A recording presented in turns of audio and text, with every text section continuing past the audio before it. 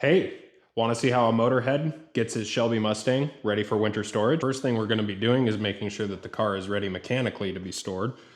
First things first, we're going to pop the hood and check our oil. Now the reason you want to check your oil is mostly to make sure that it's clean and free of water or other contaminants. Because if there's water and contaminants in your oil, that can lead to acidity and corrosion. For me, they've got this thing jammed way down in here below this catch can. We're just gonna check the oil on this bad boy real quick. Ford loves to make it easy for us. Wipe the dipstick off. It's a good idea to check your oil regularly anyway, especially on these Shelby 350s and 350Rs.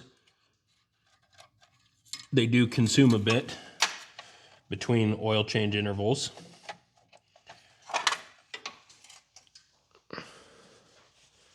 As we can see here, we're right at the full line. And while this isn't fresh, brand new oil, there's no contaminants, there's no signs of moisture. We're good to go to store this for the winter time like this.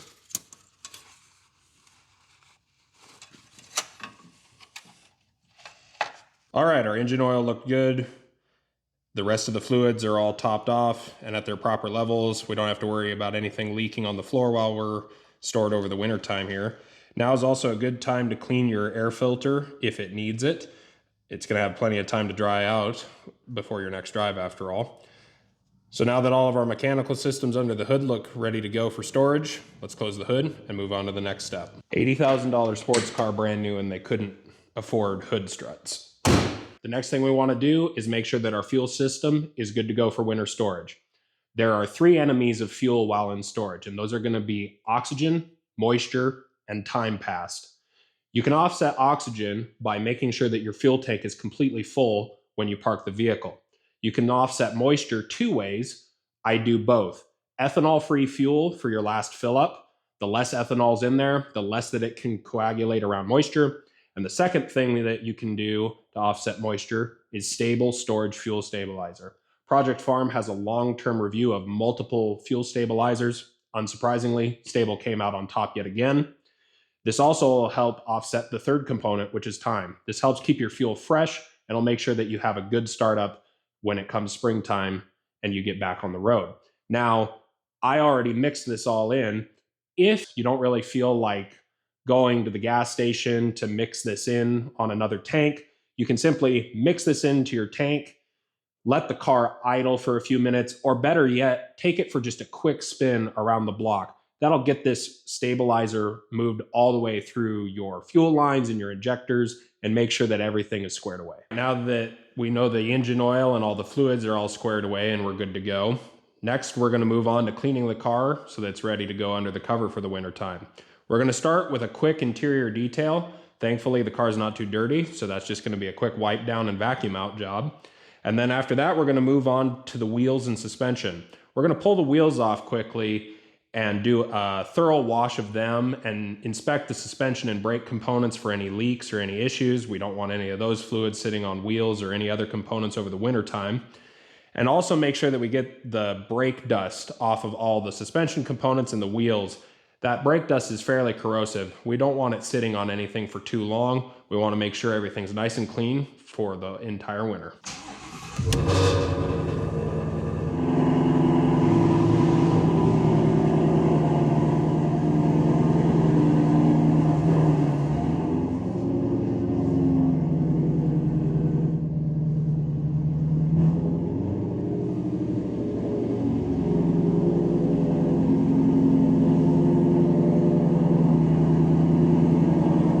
First principle of washing a vehicle is always move your way top to bottom.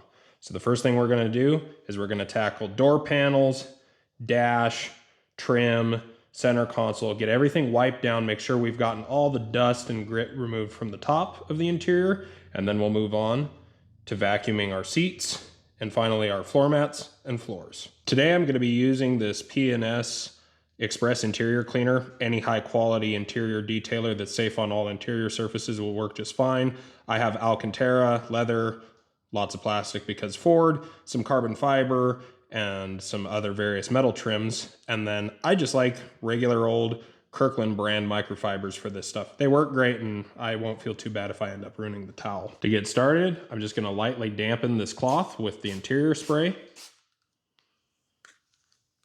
and then work one panel at a time.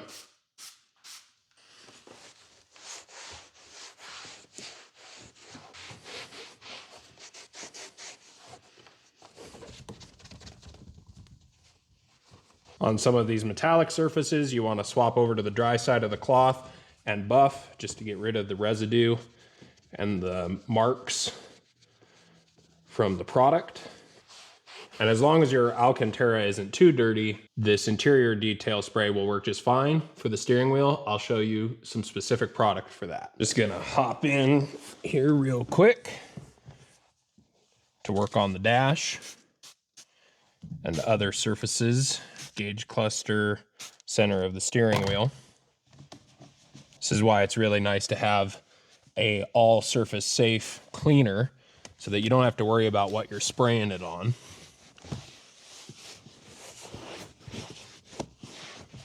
Again, this car rarely gets truly dirty, almost never.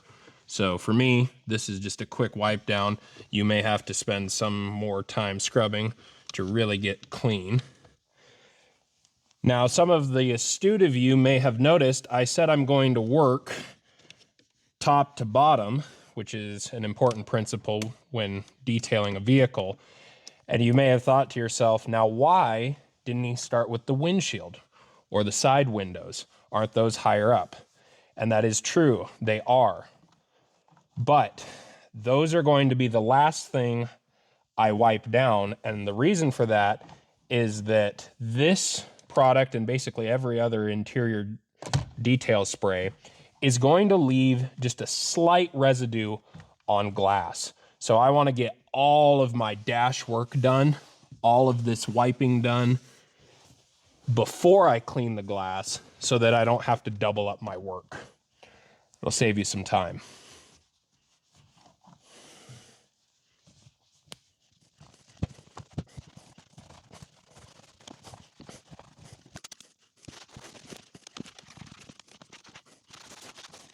Now again, this car gets kept quite clean, and the newer the vehicle, the more off-gassing you're gonna have from all of these interior panels, especially your dash as it gets cooked in the sunlight. You can see there, we started with a clean rag, a lot of grit and grime, all those oils and things bubbling up out of the materials. It's important to keep that cleaned up so that you don't have nasty buildup, and eventually that stuff will actually off-gas up onto your windshield. That's why your windshield gets cloudy and you need to clean it. Let's move on to the glass cleaning. Pretty much any quality glass cleaner will work. Glass cleaner really is only a lubricant that assists the towel to glide across the surface. A good clean towel is what's actually going to take dirt and grime off of your windows. I really like this Sprayway glass cleaner. It works really well. It's cheap. You can get it in a 4-pack at Costco. Just give it a quick shake so that it'll foam properly. Couple spritz. Overspray is fine. It's not going to hurt the interior panel. A little bit on the microfiber as well.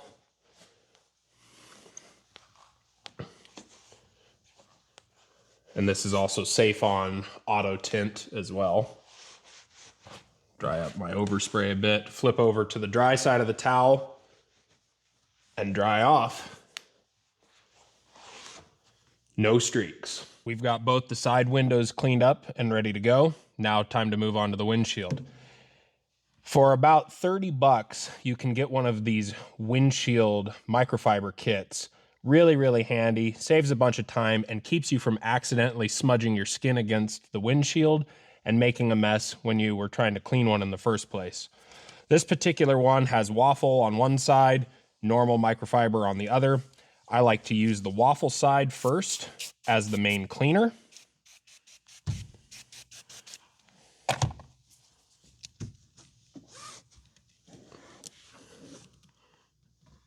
And as you can see, it gets into the tight corners of the windshield, really helpful on something like this Shelby 350R that has a sharp windshield rake to it.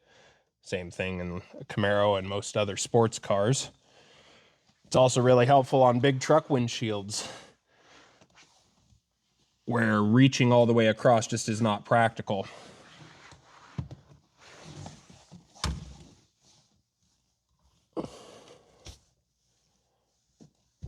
Once you've got the whole thing wiped down, you don't see any bad streaking or residue, switch over to your dry side of the towel. Get it flipped back over onto the arm. And this will just help clean up any remaining streaks or oils or anything that the wet side of the rag didn't get. Like I said, at the side window, this is what's actually going to clean the glass, is the towel. So it's important to switch over to a dry, clean side to finish off any remaining streaks or marks. Got a little bit of moisture on the dash, no big deal. Just dry it off.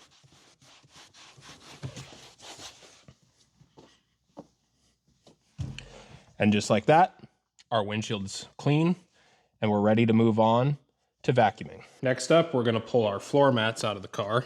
On these Fords, they have these button locks. Don't just rip right up. On some previous vehicles that I've owned, these buttons eventually will pull out of the carpet underneath. Get your finger in between the two plastic pieces and pry them apart. That way, this anchor will not tear out of the carpet.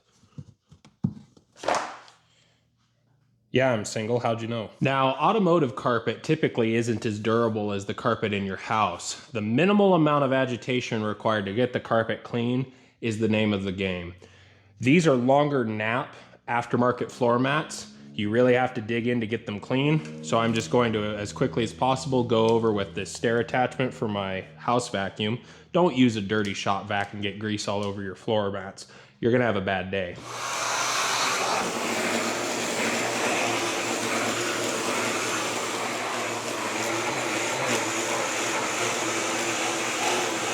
Floor mats look good. Next up is to tackle these Alcantara seats. Again, the seat surface really isn't all that dirty. I don't have to go in with a specific Alcantara cleaner. I'm just going to go over and lightly vacuum with this furniture attachment for my house vacuum cleaner. Honestly, your seat surface should never need that much attention. Don't eat your Dunkin' Donuts and McDonald's in your nice car seats. The steering wheel, however, gets pretty matted down and hand oils get in it. So we will be showing you how to do a Alcantara cleaner if your seats do require that.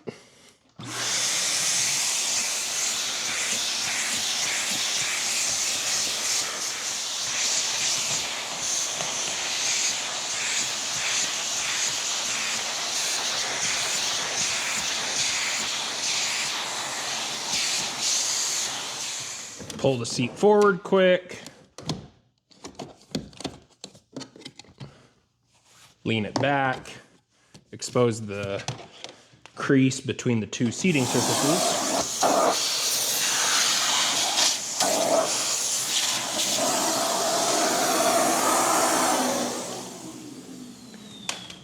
Now lean your seat forward. I'll clip my seat belt here. Quickly take care of anything. So here.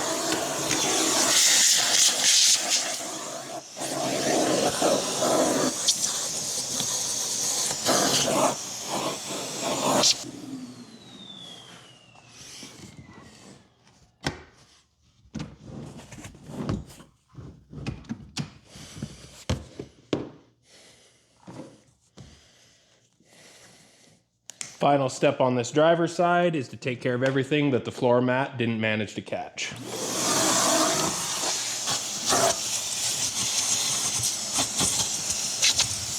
Our last step for cleaning up the interior of the car is going to be getting this Alcantara steering wheel cleaned up. Sweat, skin oils, just using it and matting the suede material down. it's just going to end up looking kind of gross and matte like this over time. So what you want to do is get yourself some of this Sonax Alcantara upholstery cleaner. It's really, really quality product. It's used by the professional detailers around me. They're the ones that turned me on to this.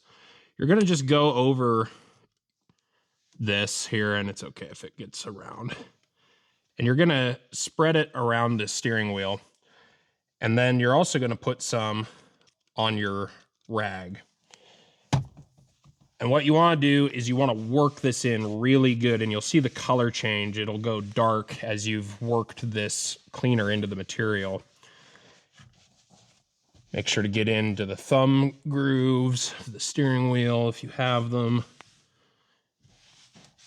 Wrap both sides. I can see already that this is pretty thirsty and it's soaking up a lot of the cleaner, so I'm going to add some more to my rag.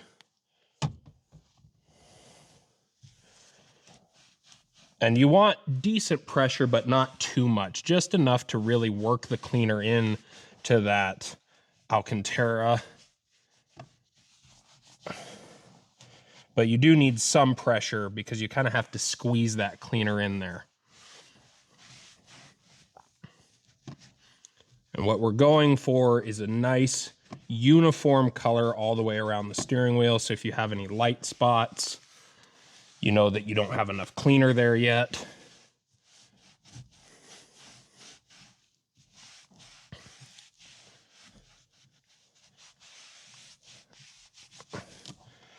Once you've got the Alcantara thoroughly soaked, go in with a hair brush.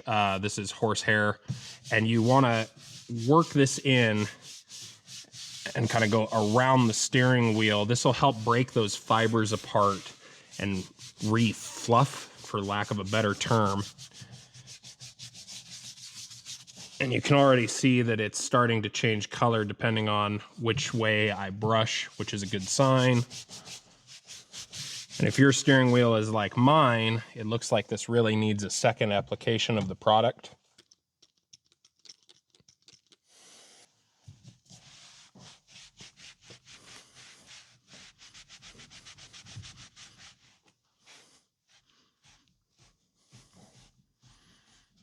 Again, just squeezing the product in, helping work it into those fibers.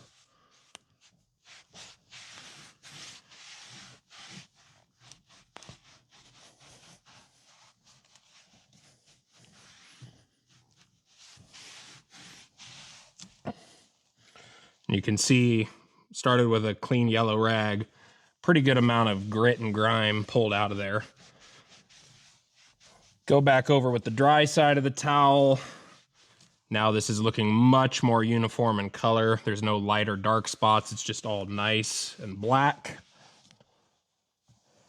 Again, hit it with the horsehair brush just to re-fluff things up.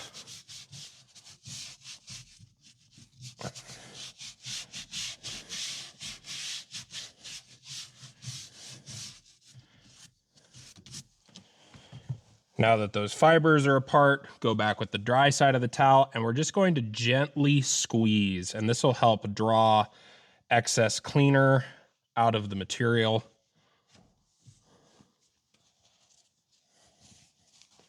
Just find a dry spot on your cloth. Kind of squeeze it. Again, doesn't require, you know, ooga-doogas of grip, strength, or anything crazy. Just enough to kind of squeeze it, and you'll feel your cloth dampen up as you work it here. One more time with the dry rag around to get it dried off. And finally, one more pass with the brush so that it can aerate properly and dry out. You don't have to keep going at this till the steering wheel is completely dry, and this goes for Alcantara door panels, dashes, seats. It's all the same material. So this cleaner can be used, and these towels and brushes can be used on any of those surfaces. Alrighty, our interior is looking fresh and clean. No dirt specks, stains, or anything that are going to sit and dwell over the winter time. Now it's time to move on to the exterior. We're going to start by making sure that our tires are properly inflated for winter storage. That's also going to give me a little bit of extra lift to get the jack under to remove these wheels. To get started with the tires, the first thing you want to do is go down here to your door jamb. And right here, you'll see a sticker that has your recommended tire pressures. This is supposed to be 32 PSI at all four corners. Now, for winter storage, I actually like to go a little bit higher pressure than that. And the reason for that is that I know as the interior temperature of this garage drops, so will my tire pressure. I don't want to have to come back out and refill these up. There's no need for jack stands, blocks, keeping these tires off the ground for winter storage. Modern radial tires, that's completely unnecessary. The safest way to store these tires, even according to Michelin and other tire manufacturers, is to leave them loaded on the ground as normal, properly inflated. Now, this car is set up for 32 PSI as its operating pressure. You can come down here and you'll look at your tires, and it's probably too small to see from here, but this tire accepts up to 50 PSI safely. So I'm gonna go ahead and bump this up to 35 PSI. That's going to give me a little extra lift to get my jack underneath. And it's also going to prevent this from falling below its minimum pressure while in storage. All the tires are inflated to their proper pressures. I've broken all of the lug nuts loose by hand. Don't ever use an impact on your nice lug nuts. Now we're gonna pick up this side of the car and get these two wheels off for cleaning.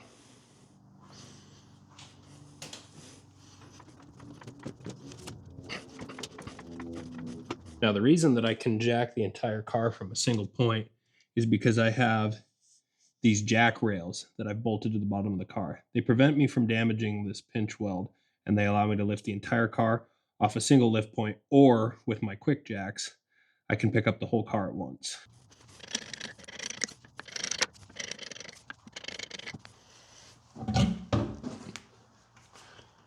And off it comes.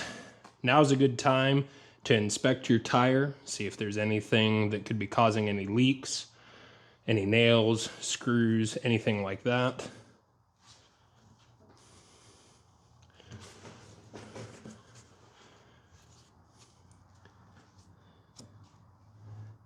And unscripted, I have a screw in this tire. This is why we check. We've got front and rear wheels off the driver's side of the car here.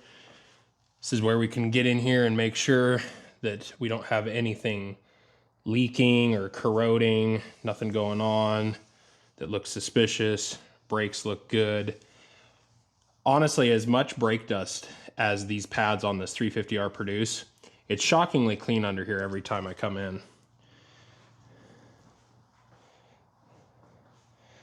Same thing up front. Stuff looks good, clean, dry, just the way we want to find it.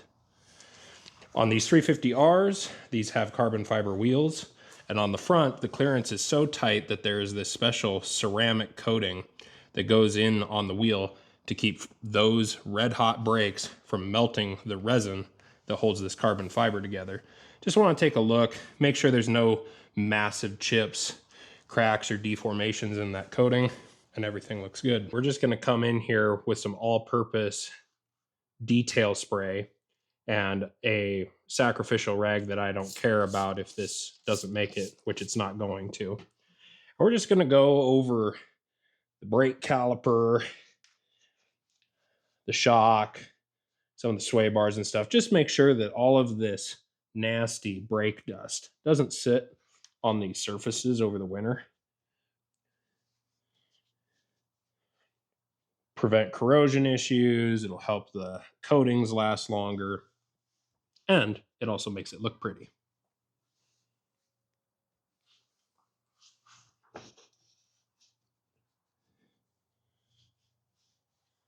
This is once again a chance to check all these bushings, make sure nothing's leaking, brake lines all look good.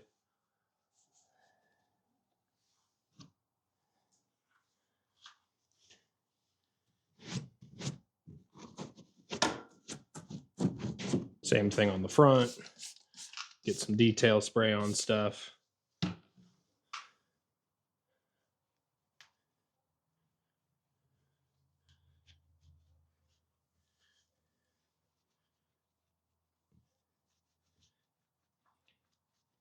This doesn't have to be like a clean room or an operating table necessarily, but just cleaned up so that the stuff isn't sitting on your paint all winter long without ever getting rinsed off properly.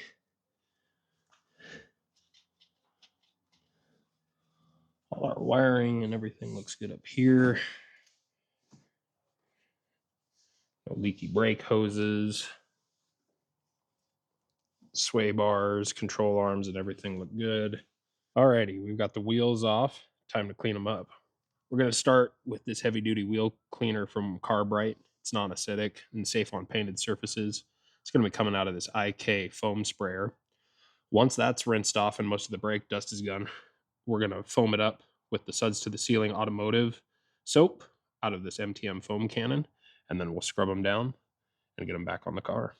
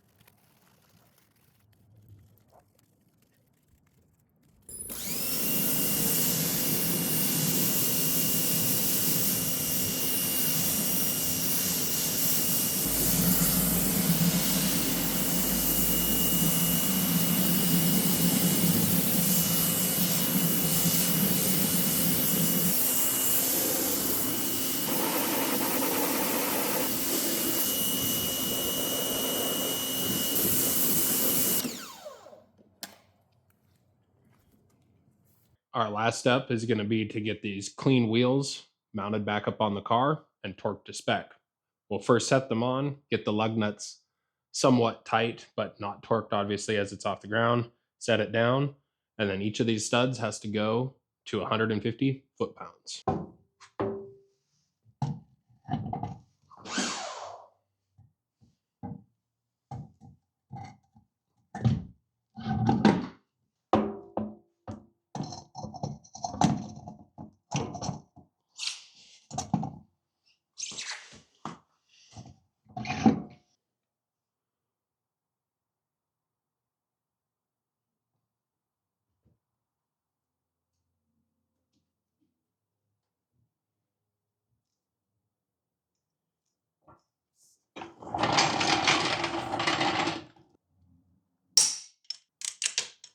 We're just going to do this in a normal 5-lug star pattern.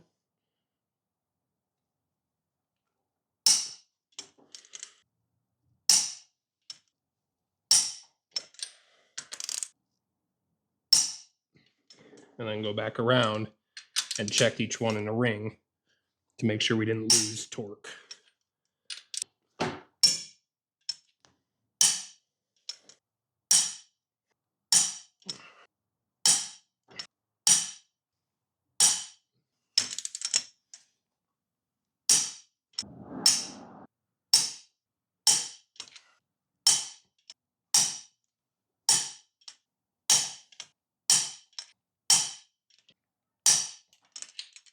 All right, we've got the wheels all cleaned up. We're ready for our exterior wash. Let's go over some of the equipment we're going to be using today and how I like to set up a single bucket method to make things as efficient as possible. On the water filtration side, I have a chlorine filter, a sediment filter, a 2-stage deionizer from On The Go Spot Free Rinse, a active electric pressure washer with an MTM swivel and foam cannon setup. Highly recommend the MTM foam cannons. They're the best out there. Today we're going to be using Suds to the Ceiling automotive soap. Really any high quality foaming automotive soap will work well. And I'm going to show you now how we're going to set this bucket up so that we minimize scratches, maximize lubrication, and minimize time spent. To get this bucket set up, the first thing we're going to do is rinse off our grit guard and our bucket. As a quick demo, this is why you want a grit guard. This is what keeps all of that junk from getting in your towels and scratching up your paint. We're going to just rinse this bucket out quickly. And I like to just use my spot free rinse. Where I live, I have a lot of really hard water, so anything that touches my car is spot free.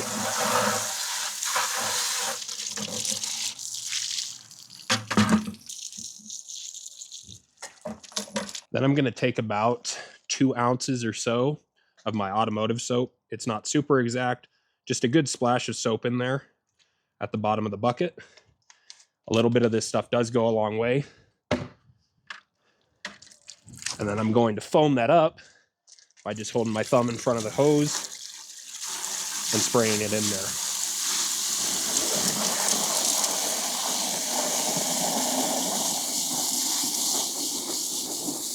Once it's foamed pretty good, you can just fill it the rest of the way with water. We want water up to near the top of that grit guard, but not all the way. 1, we don't want to over dilute our soap. And 2, we need room for lots of rags for this wash. We're also going to top off our foam cannon with about a 2-to-1 water to soap ratio, just so that we've got lots of soap ready to go to foam up the car.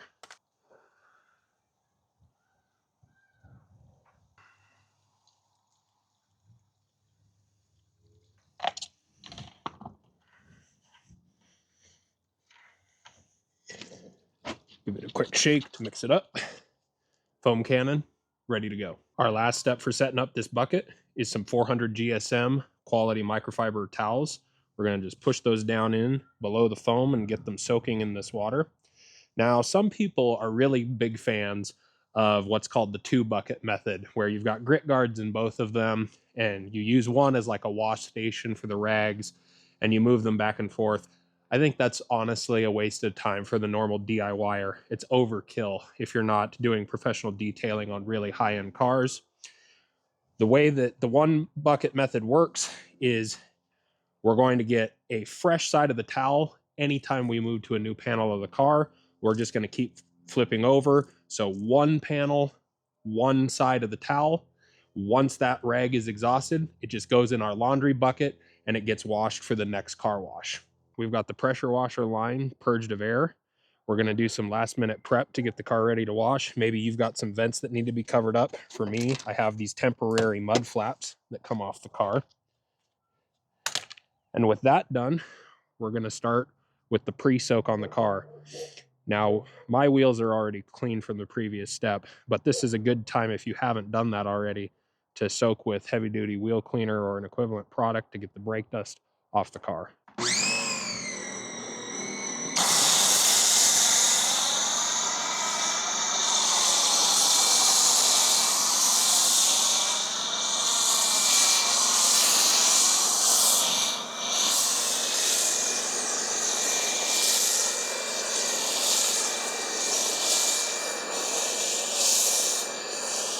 Make sure to mind your pressure washer line that it doesn't drag over the car.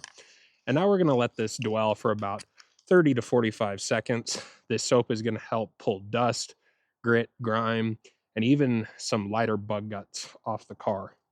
We'll rinse it off, and then we'll foam again and get to the actual towel wash. This is about what you're looking for soap dwell. You can see that we're starting to get into runs of soap, but it's not dried out yet.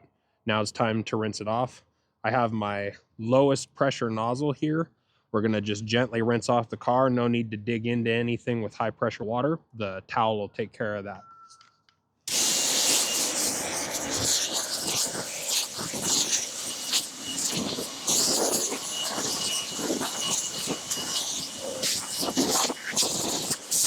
If you do have a vehicle like the Shelby that has a hood vent, do your best to keep moisture from running down into it. Try to blow sideways and push the soap off the side of the car. Alrighty, we've got the car rinsed off. It's okay if there's a little bit of soap still on the car because we're about to hit it again with the foam cannon. Now, if you're doing this in direct sunlight, you don't want to foam the whole car. You're going to want to go one panel at a time with the rag. Because I'm not in direct sunlight, I can get away with lightly foaming the whole car. It just helps add a little bit more lubrication. We've got our foam cannon set up on its widest spray pattern. We're just going to do a light foam over the whole car and then get to scrubbing.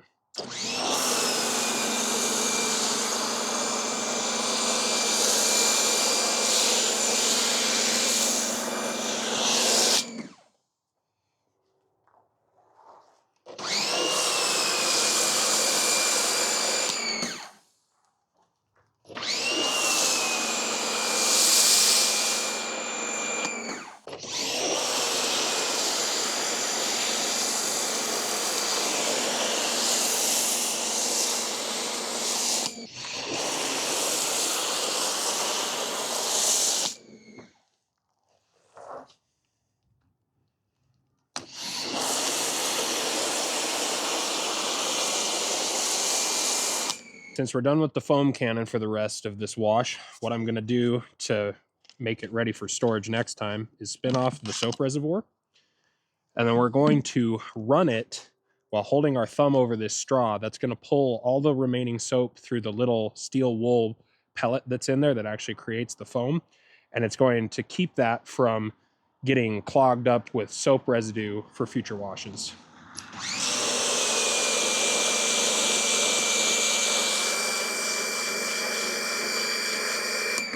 Quick spray on the ground shows no more soap residue going out. We're good to go. Alrighty, let's get to scrubbing on the car. Like I mentioned earlier, you're just going to want to fold your towel in half and then half again. That's going to give you 8 usable pieces of this towel. One panel, 1/8 of the towel. If you see that this piece of the towel gets dirty, just flip over to another one. We've got more rags in the bucket. There's no limit on those.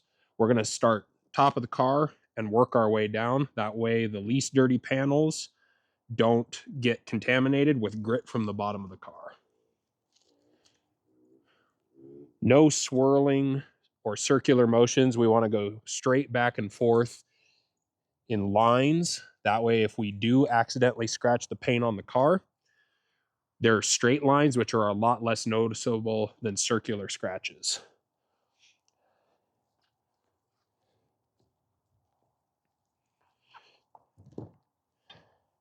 Now, you can kind of cheat a little bit and use a panel of the towel on more than one panel of the vehicle if those panels are glass. Glass is almost never going to scratch with normal dirt from driving around, so you can clean all of the glass at once on the whole car. That'll save you some time and also make it so you use less towels.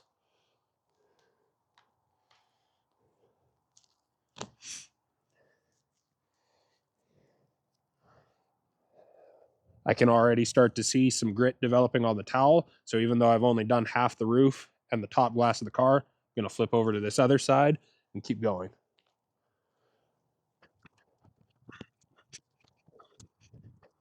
I've used both sides that are exposed.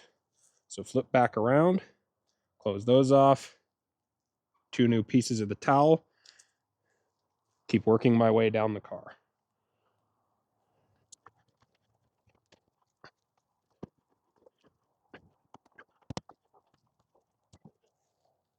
Again, if you have vents on your cars, especially in the hoods, be careful not to sweep too much of this soap down in there. I like to try to push as much either off to the sides or up to the cowl drains of the car. Both corners of your windshield have drain tubes for this very reason.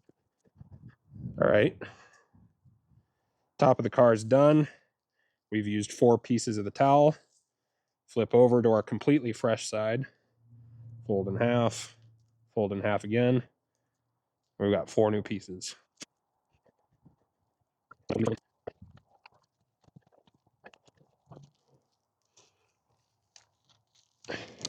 sure to get in and around your door handles.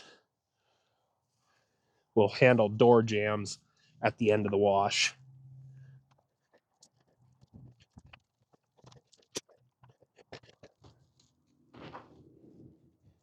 It's especially important to flip over to a new piece anytime you're working with softer materials like these black plastics and taillights. These are the easiest things on the car to scratch.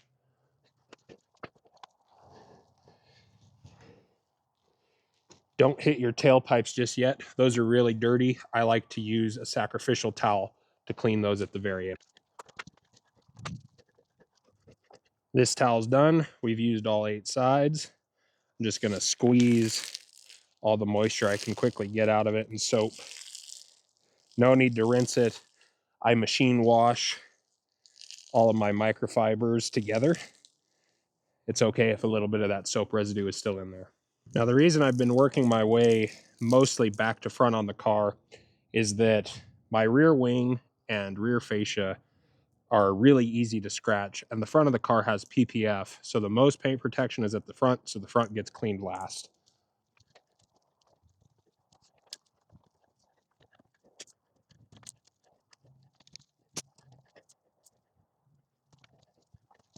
Again, work in those straight lines, resist the urge to swirl or go in circular motions. Also, be very careful not to let your towel touch the ground. If it does, the safest thing to do is to just throw it away.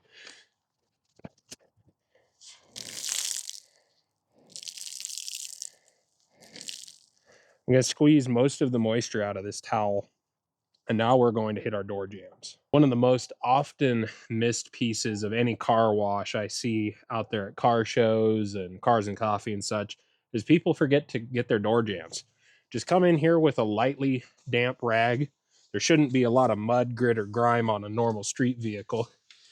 And just wipe everything on the outside of this door seal off.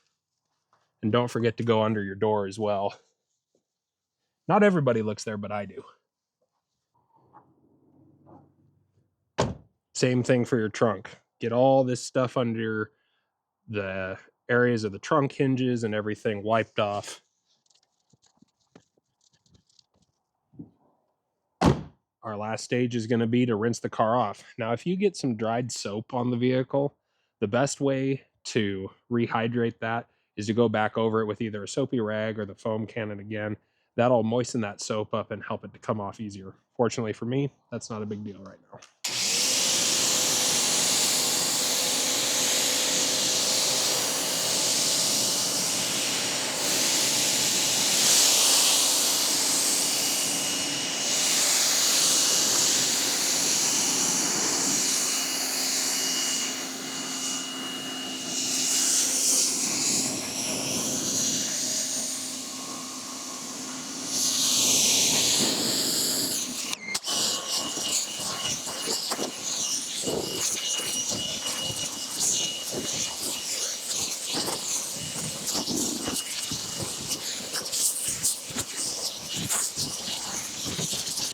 For these air inlets, you want to make sure to be spraying downward and not directly into them so that you don't get a bunch of water in your air box.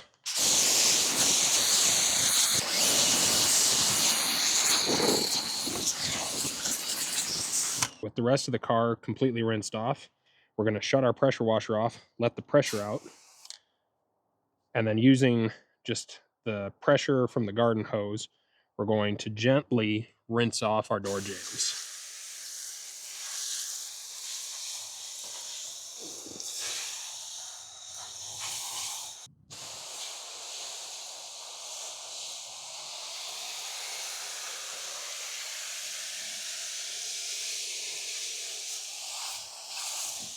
These S550 Mustangs in particular love to hold soap and moisture down behind the taillights, especially. I have a slight incline to my driveway, so we want to make sure and rinse all of that out really good.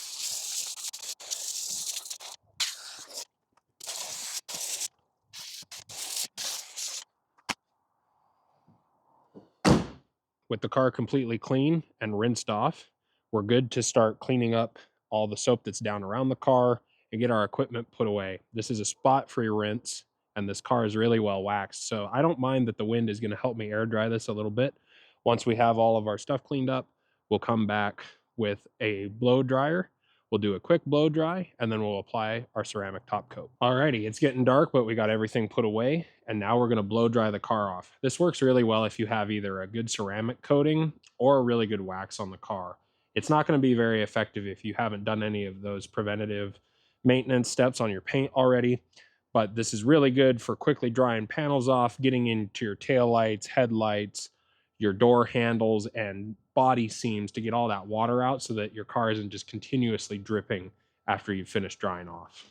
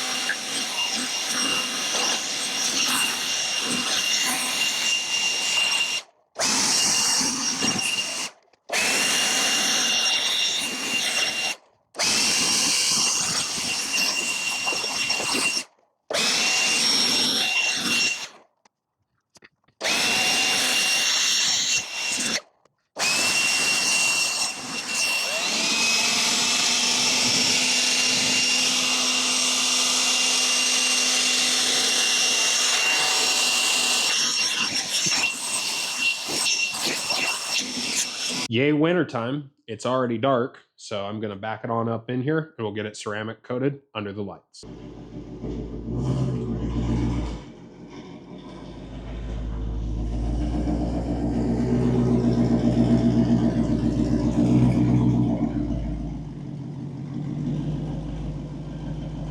Alrighty, the car is mostly dry from the blow dry. There's a little bit of moisture that you can see around the car. That's no big deal. The towel will pick that up as we're applying our top coat, which is this XPC3 ceramic detail spray. This is a really great product. It's a good towel lubricant for drying, so a good drying aid.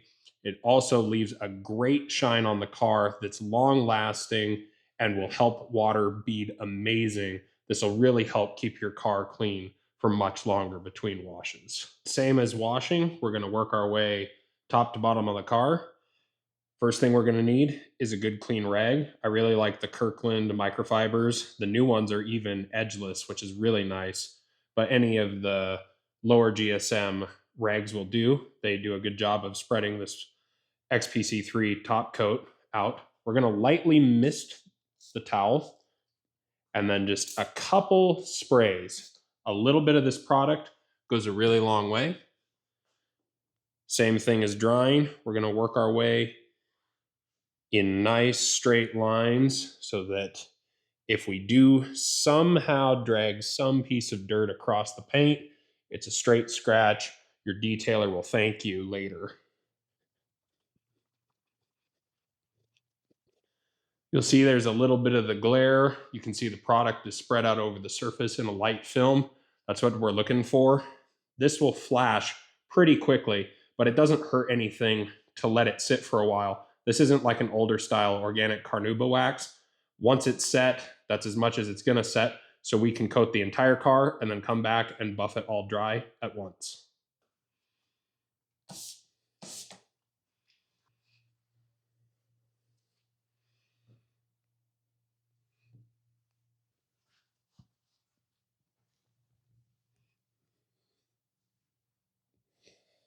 It's generally a good idea to do your glass early on. In this car, it's pretty easy. The roof panel is pretty small, and then the glass is the next step anyway. But before your towel gets too saturated with both product and moisture from drying the car off, do your windows first. That'll keep you from streaking up your windows. This XPC3 is good to use on all exterior surfaces of your car. It'll even bring back a little bit of shine to dulled plastics and rubbers, though it will be temporary. This isn't a true replacement for a exterior trim dressing. If at any point in the process your towel gets really damp or you start to see some dirt marks from maybe a spot or two that you missed while you were cleaning the car, go ahead and just like with the wash, flip over to a new side of the towel. It never hurts. These things are cheap. They usually wash easy. And if they're finally done, it doesn't cost you that much to just get a new one.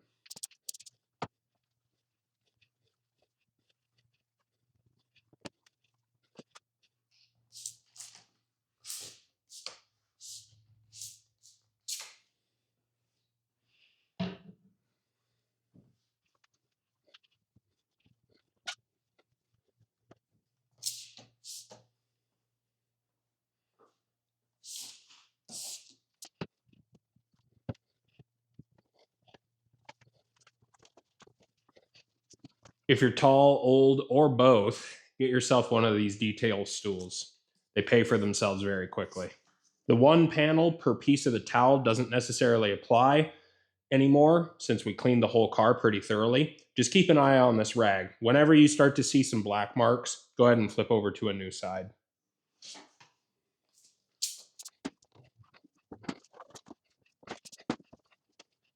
And of course, don't forget your door jambs.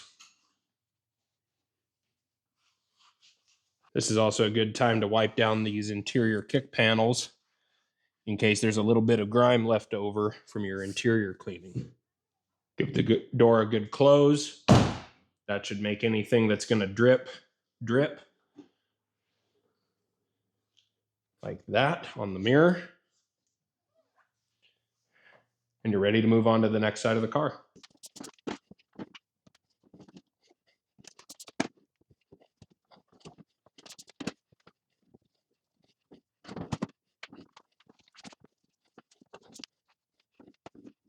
Try to avoid the actual moving piece of your trunk struts. You don't want to wipe that oil off, both because you don't want the rag dirty and you don't want to remove the lubrication from the strut.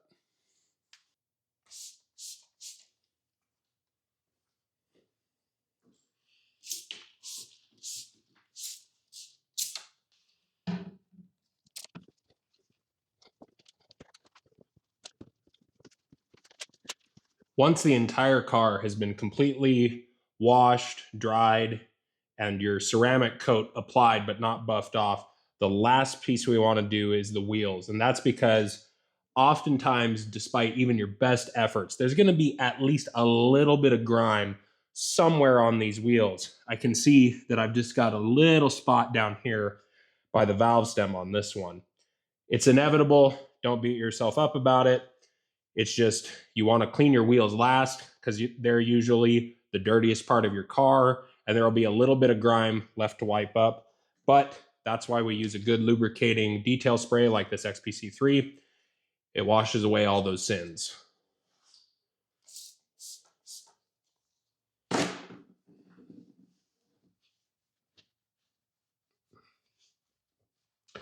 I generally like to use a once already used rag that I've washed to use for this purpose, because oftentimes these don't survive this. Again, those 36 packs at Costco are super cheap. Use these as basically a really fancy paper towel. Now, what I like to do is once the wheel is completely coated in the ceramic coat, I like to flip over to the dry side of the rag and just quickly buff it dry. The reason for that is I'm going to use a separate, perfectly clean rag to dry off the rest of the car. I don't mind if this one eats a little bit of grime while I'm drying, because again, this is my wheel rag. So I'll dry the wheels first and then move back to the paint on the car. Just quickly inspect, make sure that you don't have any residue left over like that. The wheel looks good. This XPC3 is great at keeping brake dust from sticking to the wheel in the first place. Great product for this. Let's get the rest of the car wrapped up. One quick note while I'm down here working on the wheels, you'll notice that you'll get some flash rusting on your rotors while you're washing.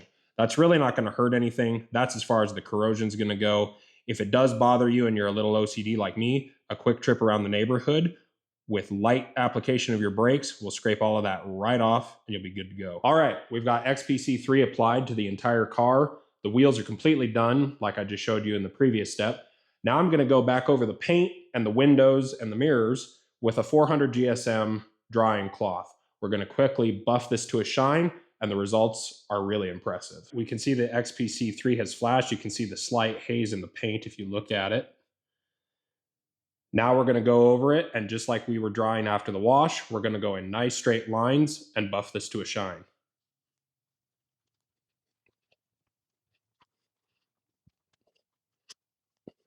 And now just look at the gloss on that roof panel.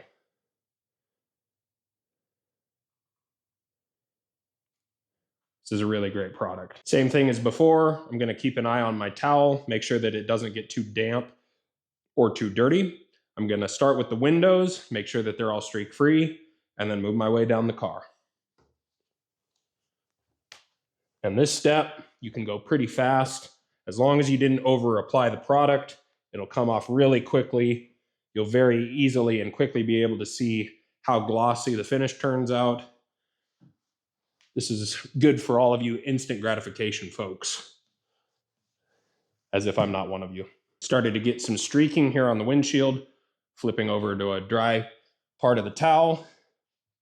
No more streaks. Again, I know that this wing and the rear placard on the trunk that's made of plastic and the taillights are the easiest to scratch, so I'm gonna move on to them next. Remember, we don't need a lot of pressure. Let the towel do the work. Just quick back and forth motions with light to medium pressure, depending on how strong and heavy you are. The towel should glide freely and easily across the paint surface. It shouldn't dig or make too much noise, and this product will come right off. A little bit of moisture hiding behind the gas cap we'll take care of real quick. Keep it from dripping on our nice clean paint. Say it with me now, door jams.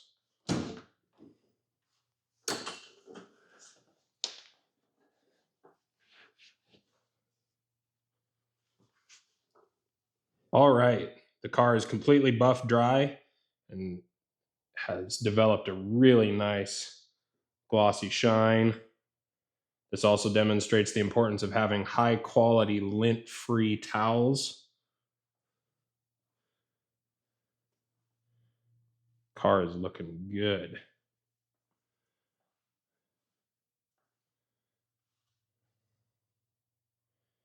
Final touch, as I mentioned earlier while washing, is to get these exhaust tips cleaned up. I'm going to show you two ways to do it depending on how dirty it is. As you can see, my tail tips are really not all that dirty. So all I need is my XPC3 detailer, and that'll clean this right up. Now, if you have a lot of fouling on your metal exhaust tips, carbon deposits, just moisture and gook and road grime can build up on these really badly. My favorite product to get rid of that quickly is going to be Mother's Mag and Aluminum Polish. Now, remember, anytime you're using a polish, that is a process of removing the top surface.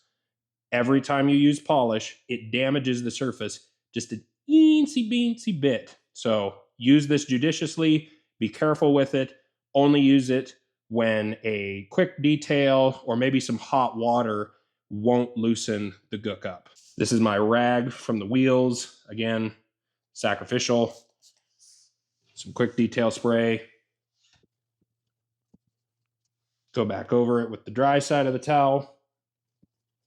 And this is why we use sacrificial towels for our wheels and exhaust tips. Last step, we want to be ready to take care of our battery throughout the winter.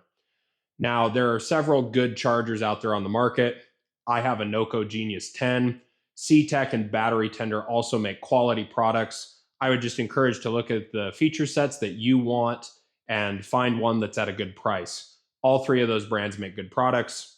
I think the Noco is the best bang for the buck right now. Project Farm, once again, has a great video reviewing several units simultaneously.